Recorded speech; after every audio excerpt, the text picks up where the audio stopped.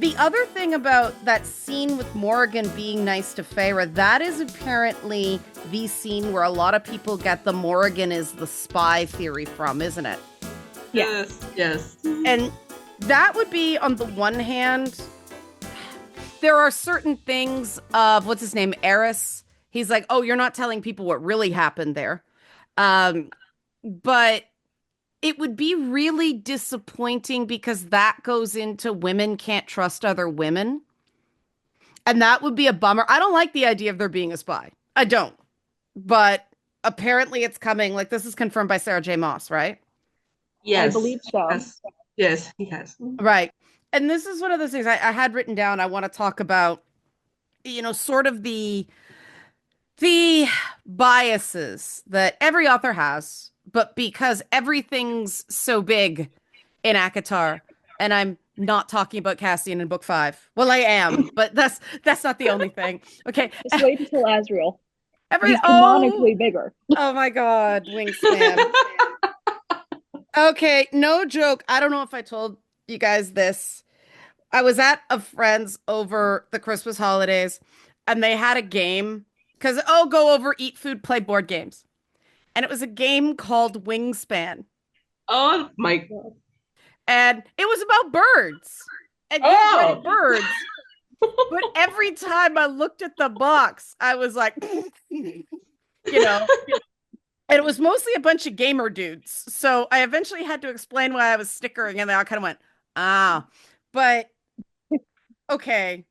Everything's big, right? Like you said, telenovela. There's that telenovela quality. Yeah. Yes. Yeah. And the whole telenovela deal is they take everything and roll around in it. And I've found this is problematic, and it's racist, and it's homophobic, and it's gender essentialist, and to me it's almost like camp. Yeah, that's the point. Yeah, and I don't know. I don't know if I'm just giving it a pass because it's such a, if I think about this too hard, I'm going to spiral. Or whether there is something to, like, yeah, the especially depictions of black and mixed race men are not great. But is the depiction of anybody in these books great? No. No. The answer is no. Like, no. Everybody acts like a drag queen in these books. I think that's half the appeal. Yeah, exactly it. I mean, can you really say that? Okay, yes. What's his name? Elain is intensely hypersexualized. Oh, God, yeah. And yes.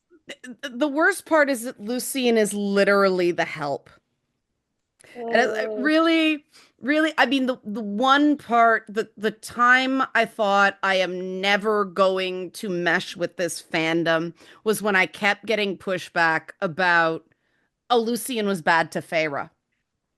And I still don't understand that. Like, okay, on the hand that he's part of this, there's a curse, and they are somewhat manipulating her. Yeah, okay, I can see that. But she put him in a lot of bad spots. It's not so simple to say he's bad to her. It's a mixed bag. Yeah, Elain. So yes, Lucien has been also a bit of a journey with me. Mm-hmm. It's me. I'm people. I'm one of the ones who said, "Oh my God, Lucien is being so mean to Feyre. What? Why?" Again, with hindsight, Lucien is pretty much on the same boat as Feyre, even a little bit of a worse boat because he was there from the beginning. He's had to see his friend go over the wall and essentially be sacrificed for a chance to get rid of I forget his name, Amaranthi? Hi. Amaranth. Yeah, and what's his name? Hybern? The King of Hybern? Yeah, okay. So I officially retract my Lucien was mean to Feyre. Hey! Yeah, because my boy has trauma and he's not in a place, in a position to help Farah the same way that he's not even in a position to help himself. Well, he's also he's like the Emmerich of ACOTAR. He's nice. He's Yes. kind of passive. He's kind of meek. And I always liked that dude. Megan, what do you have to add to this? Yeah, no, even take it further back than the Amarantha watching Andrus, is it Andrus or Andrus? Whatever his name is, go over the wall and everything like Hmm. that. The Take it back wolf. to Jasminda, like Well, the original girl that he thought was his mate. yeah. Oh yeah. Like that man has been through trauma out of the wound. I like to compare him almost a little bit to Hans from Frozen, 12th son of a 12 son family. But illegitimate too. Yeah, that too. Yes. Oh yeah, his dad's not even his dad. So like, And he's got a lot going on. He's got more problems for himself than Feyre has ever had, and quite frankly, he should really deal with his own first. and that, well, first of all, the geopolitical thing, and I do think this does come down to, I actually don't think the world building in ACOTAR is bad. I think it's uneven. And in a Yeah. way, yeah, in a way that's kind of worse because there's certain things that are very, very well done, but you can't rely on any of the breadcrumbs because you don't know when it's just going to go, right? So the thing about the whole idea of, oh, Lucien should have gotten Feyre out of there when Tamlin was being so abusive. One, there's a curse. Remember the curse, people. Two, until she's ready to leave, you can't. This is a thing about people who are being domestically abused. I have had people turn on me hard because I said to them, look, you're behaving like an abused partner. They turn on you, they blame you, they're not ready to admit it, and you become the bad guy. And three, and this was the one I actually found first, where was he supposed to go? He has no land. He's burned at the Autumn Court. The Night Court hates him, and everybody else rightly wants to stay out of the shit pile. So where was he supposed to take her, Megan? Yeah, no, back to the world building though. Like you're absolutely right. It's not that it's bad, it's inconsistent. But I Yeah. think that's because she made a really solid foundation and had to retcon so much. Okay, what do we Like, think is retconned? Let's just go around. What do we think is retconned? well, I think the thing about queer mates was one that was brought up, and I think that was absolutely a retcon. I do not think that her original design Hmm. had queer people in mind for that. I think she was either told by a publisher or given the impression by fans that she needed to make something more inclusive, which I mean, I'm grateful for. I love to see the representation, but Was I think it drastically changed what that meant. was Resent canonically bisexual from the beginning? Is he canonically bisexual now? Because I, I know he's always felt that way, but there were Eileen, do you remember? Because I remember going, he's referenced being, it's like he's like straight but with exceptions. I see it like I'm more on the camp that I don't assume heterosexuality. So when I see a character like recent, especially characters who are like hundreds of years old, oh I'm yeah. like, yeah, that there's no way that everyone is hetero in this place, especially recent. Yeah, I mean, maybe just because he's Jonathan Bailey in my head. That's Uh, actually that's a good casting. like That's solid. I was watching Wicked and going, that's Resand right Yep. there, right? Like Yes. the Dancing Through Life seg that's his audition. Just he's the guy, right? And I don't know. I do think, and maybe this is a me problem. The whole thing about them spending every solstice in a cabin, kind of naked and sweaty together, That's not doing heteronormative. what, yeah, doing like what is this actually trying to be open-minded, or is just because to a certain type of woman, a guy being a bit gay makes him hotter? Both. Okay. Oh, yeah, I'm going to say It's both. both. Okay. Because that's a th like that goes back to the vampire thing, right? Yes. Like vampires being kind of very gay. I mean, the most amazing thing about Antonio Banderas's English language career is he basically played two gay guys in a row as his breakout roles, Good for him. right? Yes. Yeah, like, and this was way before it was trendy. Like, this is back in the 90s. He played Tom Hanks's boyfriend in Philadelphia, and then he played Armand in the original Interview with the Vampire movie. And that was one of those ones where physically he was totally wrong. For Armand's supposed to be looks like an 18-year-old redhead. They are never going to do that in in a movie. They can't even do Claudia anymore. But wow, did he nail that part? And he knew that you needed that ambiguity. And I do think the minute a guy has wings, you got to go there, Megan. Oh yeah. Oh, do I have my head up? Sorry, I just forgot to lower it. Yeah.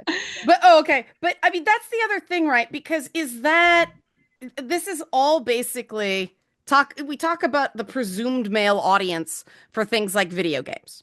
But in order to be fair, we have to have the presumed female audience in stuff like A Court of Thorn and Roses. And it is pretty much fetishizing every other for the pleasure, or in my case, the pain of the reader. Um, how do we square that, right? Because it's definitely there, but is it harmful? Like, I don't does anybody look at this and go, yeah, this is what life is like? know. Okay. That's the thing. No. Yeah. There's pieces that I think we can draw to real life, and Yeah. that's why it's as popular as it is. Like Nesta, I know, has gotten a real surge of fans lately. Like Yay. Nesta specifically, because a lot of women with trauma see their trauma in her. And that's where we get the connection aspect of it. But nobody is looking at the mechanics of these books, at the characterizations in these books, and thinking, yeah, this is a real person.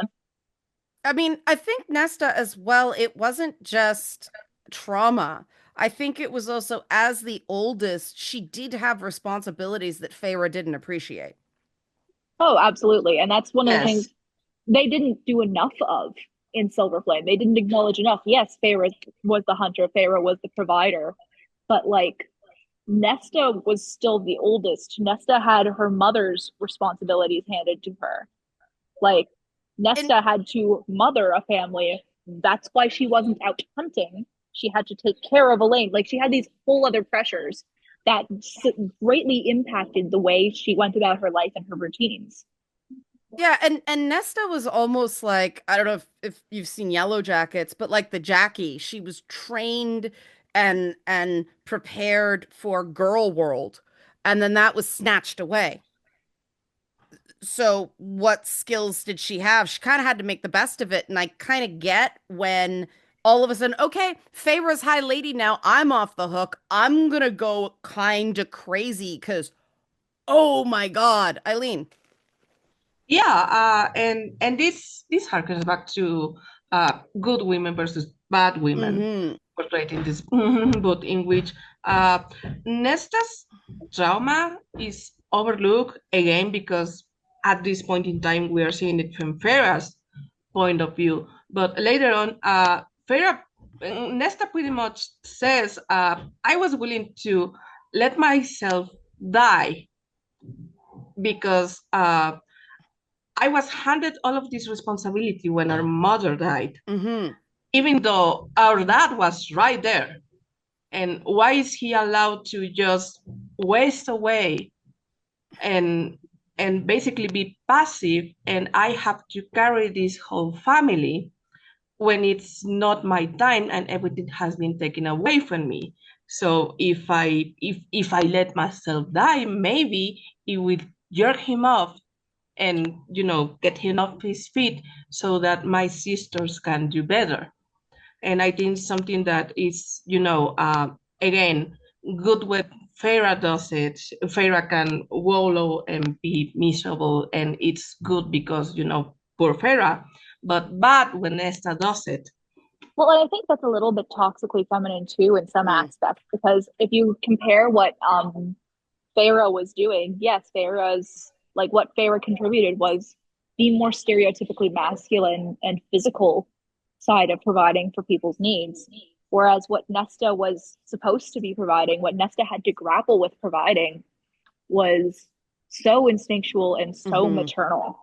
Like that was the charge she was given, and it's so incredibly feminine. And I think people discount it because of how feminine or how quote unquote non involved it is. People don't understand that there is a weight to emotional charges and emotional tasks as well as physical tasks. Like they are pretty well equal. Well, And and it's the way of looking at things. there were physical tasks too, right? Like she was clearly shoved into a lot of dance lessons. Oh yeah. Yeah. Mhm. Sarah J. Maas clearly wasn't. That scene I had issues with. You She do can not create do her own dances, Leanna. you do not do, okay, we've all seen the video, okay, of my dancing. Perhaps I'm a little Yes. too close to this. Even that outfit I was in was suboptimal. Um, but Yeah, we all wonder how Nesta's girls didn't pop up with that man, many spins. but the full skirt, you don't do that. You will take out your partner. Yes. That's why I didn't do salsa Yeah. because Oh I yeah, was because in you a hoop skirt. you were wearing the Nesta dress. Yeah, it just and I mean, okay, the absurdity as well is, and this is where I have to recalibrate myself whenever I read this stuff, because I do sort of go, these things aren't my fantasy, so playing in this particular sandbox is difficult for me. But I do also see the, because I mean, we've got a third sister that we've barely talked about with Elain, and they always sort of describe Elain as the good one. And I mean, Elain, and the reason I don't like all the pro anorexia stuff in the books, that was me being glib. I'm not saying it's deliberate, but the fact that every single one of them has the same don't eat and puke a lot stress response. I would love it if Elain was just like stress eating all the time, Well, she's right? canonically like soft. Right, but she's Why also are the we keeping youngest. her soft and also deadly skinny? What about She's deadly not the skinny said youngest. soft? Yeah. Elaine's not the youngest. Favor's the youngest. Where is the youngest? Yeah, Oh, there's the geez. Yes. youngest. Because because everybody's protecting Elaine, and that's a burden in itself, right? I mean, Elaine, they say she's the good one, but she's really so far the passive one. She's the sheltered one. She's the sheltered one. Yes. Yeah, I think that's why I thought she was the youngest. And this idea that just not sitting down and having a conversation with Lucien about things is nice. I mean, the only way you really get her out of that is if she is feeling the bond and she's trying to fight it. I mean, I cosplay Elaine. Yeah. I've I'm always drawn to that kind of archetype. The one, the seer, really. Like the Hmm. I see something you don't, and I have been traumatized by it. I think that without like even being in the cauldron, obviously is traumatic enough, but I think there's trauma in what she's seen. I don't think she's told us everything she's seen, and I think that there's trauma in what she's seen that even really informs how she's acting since she's gotten to Prithian. Okay, I've just had an idea that might be either completely stupid, brilliant, or both, which means it's a perfect ACOTAR idea. Perfect. What if Elaine has seen that she will be bonded to Lucien in the future, but it hasn't happened yet? And so she has to stay away from him until the right time. No, this is a Doctor Who episode. Oh, absolutely. Like, No. You know what? With how many times the bond has been done and redone, I wouldn't put it past that. This is exactly what is happening. Like she knows she's bonded, but she's seen the moment when they get together. So she goes like, okay, no, not yet. see, I also there's another intriguing theory that I will pose you.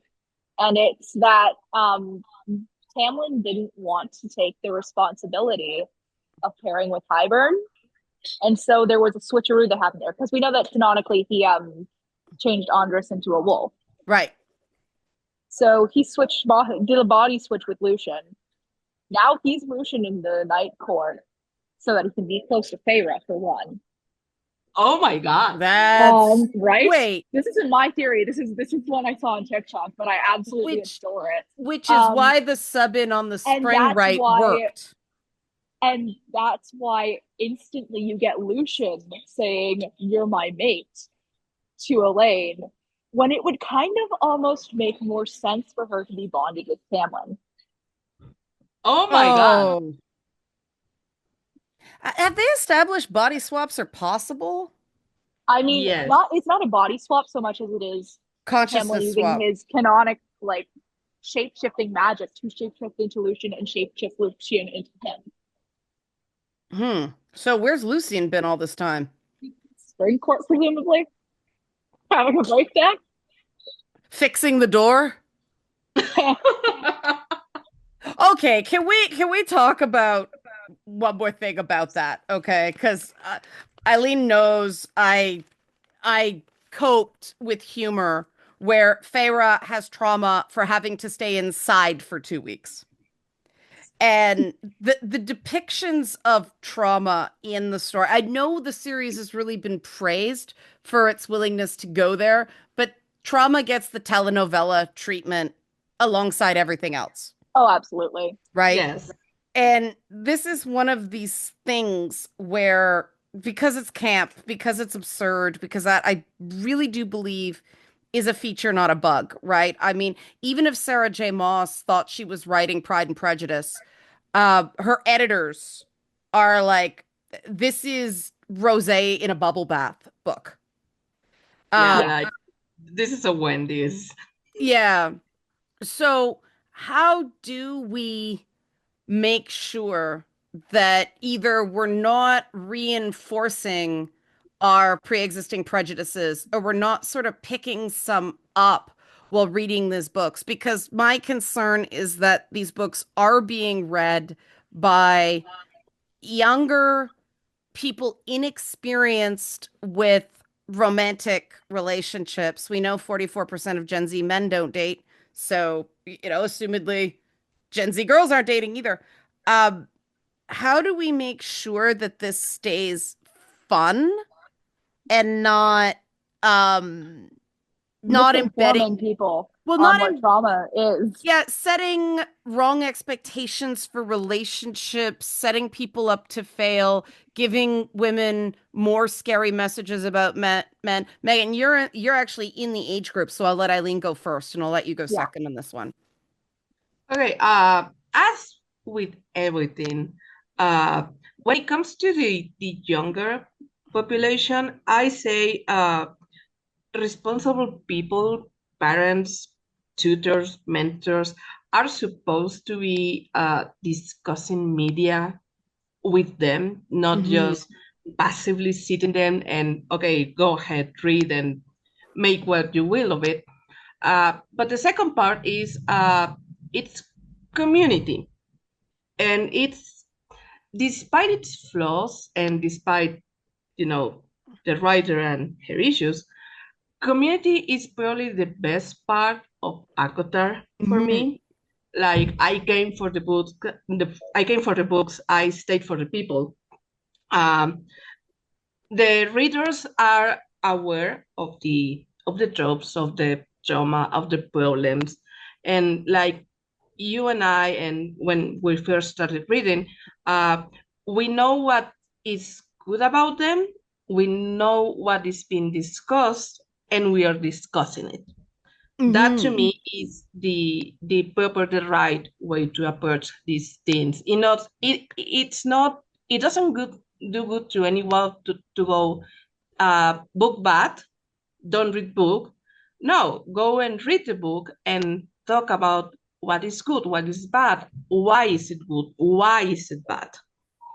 And that's interesting that you say that because Megan and I actually got warned off the opposite way. We were basically warned off talking about any of the topical things because we're going to enrage somebody somewhere. And personally, I give the fandom more credit than that. But Megan, with the original question of how do you read responsibly, right? How do we make sure that everybody's just having fun and not perpetuating hypersexualization of black men, for Oh, instance. absolutely. No, I will quickly go back to what we were told. I don't think Mhm. she was as familiar with this fandom Okay. as she thinks she was.